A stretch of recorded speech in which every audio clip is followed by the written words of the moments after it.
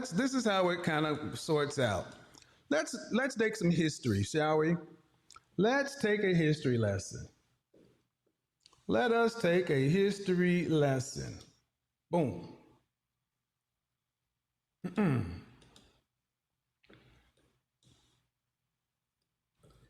Marriage in early America. Everybody see that? Marriage in early America. I wish I had somebody to come read in front of the class. Marriage in early America. What was the average age of marriage? What was the average age of marriage in the 1700s? And in the colonies, it was roughly 19.8 years old in the 1700s. In the 1800s, 21.2. And by the late 18th century, it jumped to 23.7. What is some of the major reasons why our thoughts about relationships and marriage have changed? You got to understand that for most of civilization, we've been farmers until the Industrial Revolution.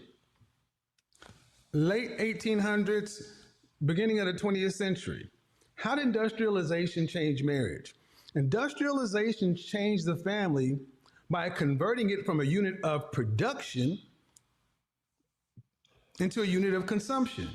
Back in the day, everybody was a farmer. You were a lawyer and a farmer, a blacksmith and a farmer. Your day was spent trying to get enough calories, clean water, and just living. So a wife and a husband needed to get together early, make enough children to work the farm and produce. The family was about production. But in the Industrial Revolution, that changed because we left the farm and went into factories. Okay, we left the farm and went into factories. Let's do it this way. Production to units of consumption, buyers. Industrialization changed the family, causing a decline in fertility and the transformation between the relationships between spouse, parents, and children. This change occurred unevenly and gradually varied by social class and occupation. Remember that. Pre-industrial revolution, people pretty much had the same thing. Industrial revolution, you had the rise of the consumption and you had a rise of the middle class and social stratification. How was the family impacted by these phenomena? Well, the family was impacted greatly. During industrialization, home life and work life became separated. In agrarian society, you woke up and you were at work. The farm was the work. The blacksmith, the baker, the candlestick maker, that's what you did. You did what your father did and your father's father, and that's what it was.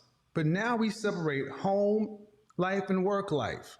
Women's role in the industrial economy took a major hit as they were more of a housewife, and men worked long hours to make money for their families to consume. So I want women to ask themselves a question. And remember, those of you who are here, right at the beginning of this, what are we talked about? The clip talked about that black family, they waited, they saved, they denied themselves, they were disciplined because there was freedom in that. But now he's talking about we moved past that to consumerism. Women ever had this plush life when we had the agrarian society, women worked the farm, had babies, and got back out in the fields. Not everybody owned slaves, so we can't even do that one. Then Industrial Revolution came along, home life and work life separated. Men went to work, women stayed at home. But it also allowed social mobility, it allowed dating options, and it allowed variety. Get the likes up, people. But at the end of the day, it turned people from producers to consumers, which meant what you could produce with your trade, farm, or whatever now has been reduced down to money. What a man is no longer his trade, his profession. Okay? That you can no longer have the impact of a man having a hunter, a fisher, or whatever. And he had that to teach to his son, and he could stand on it. It made men very monolithic. You had to work. And how did you separate yourself as a man? Education, income, and like I said, the social stratification started. There were some positions that paid more, some that were less. What am I showing you? That in the turn of the 20th century, you saw a boom in the 20s. You saw the aristocracy, the first real wealth. Wealth distribution really changed in America. Why is this important? Because enough people don't realize, do the history, understand the sociology of human beings. You think this stuff just happens.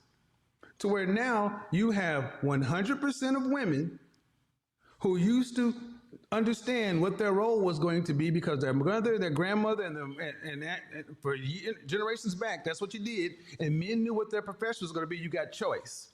And with choice comes responsibility. But you had to give up something for that freedom. Women ended up leaving the production, going into the housewife. That women had it. The women who could do that had it better, but then what did women want? In the 20s, you had the suffrage movement, first wave feminism. Women wanted to be removed from the house. They wanted to go work. Now, you were spared from the plow to be a housewife, but now you want to go back to the plow. No, you didn't want to go to the plow. You wanted to go to the office. Women didn't want to do the dirty jobs. They wanted to do the jobs that they romanticized men did. Fine. And that has been with us. What men do, women tend to want to do the better parts of it. Why is this important? Because men at the top have always had to marry down. Men up the top have always had to marry down. You're bullshitting. You're bullshitting. What? Men married down? No, can't be. To be a housewife, but now you want to go back to the plow. No, you didn't want to go to the plow. You wanted to go to the office. Women didn't want to do the dirty jobs. They wanted to do the jobs that they romanticized men did. Fine. And that has been with us. What men do, women tend to want to do the better parts of it. Why is this important? Because men at the top have always had to marry down. Men up the top have always had to marry down. Women at the top don't want to marry down. They want to marry at the top. Well, if you're at the top of the socioeconomically, if you're in the top 10%, the only above you is 5, 3, and 1. Why is all this important? Because we have talked ad nauseum about high value men and women and what women want. But the notion that if you don't make enough money, if you don't make over 6 figures, you don't deserve submission. Where did that come from? Where did that come from?